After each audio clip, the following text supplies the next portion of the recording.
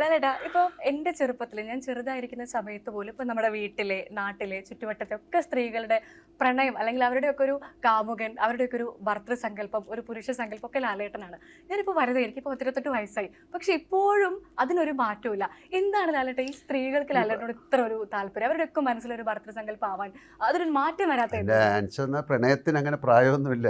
അത് പ്രണയം വയസ്സാകുന്നില്ലല്ലോ. അല്ല അവരിപ്പോഴും സിനിമകൾ കണ്ടുകൊണ്ടിരിക്കുകയല്ലേ, അതുകൊണ്ട് തന്നെ ആയിരിക്കാം. അല്ല അതിന് പ്രണയം എന്നൊക്കെ പറയുന്നത് വലിയ ഒരു സ്നേഹമല്ല. പ്രണയം എന്ന് പറയുന്നത് അതിനേക്കാളും കുറച്ചുകൂടെ കാര്യമാണല്ലേ. നമുക്കൊരാളെ ഇഷ്ടമാകുന്നു അല്ലേ, ആ കഥാപാത്രങ്ങളിലൂടെ, അല്ലാതെ എന്നെ പേഴ്സണലായിട്ടല്ലല്ലോ ഇഷ്ടം. ഞാൻ ചെയ്ത കഥാപാത്രങ്ങളിലൂടെയാണ്, ആ കഥാപാത്രങ്ങളെയാണ് അവർക്കിഷ്ടം. അത് മാറുന്നില്ല എന്നുള്ളതാണ്. അപ്പോൾ അത് വേറെ സിനിമകൾ നമ്മൾ ചെയ്തുകൊണ്ടിരിക്കുകയല്ലേ. അപ്പം അതിൽ നിന്ന് മാറി പിന്നെ പഴയ സിനിമകളൊക്കെ പണ്ട് തിയേറ്ററിൽ തന്നെ പോയി സിനിമകൾ കാണുമായിരുന്നു. ഇപ്പം അങ്ങനെയല്ലല്ലോ, ടെലിവിഷനിൽ കാണാം, അല്ലെങ്കിൽ നിങ്ങൾക്ക് പിന്നെ ഫോണിൽ കാണാം, അല്ലെങ്കിൽ റീലുകൾ എപ്പോഴും പഴയ. അപ്പോൾ ആ നൊസ്റ്റാൾജിയെ ഉണർത്തിക്കൊണ്ടിരിക്കുക, അത് ടിക്കിൾ ചെയ്തുകൊണ്ടിരിക്കുന്നതുകൊണ്ടായിരിക്കാം. പിന്നെ ഒരാളെ പ്രണയിക്കപ്പെടുക എന്ന് പറയുന്ന ഭാഗ്യമല്ലേ.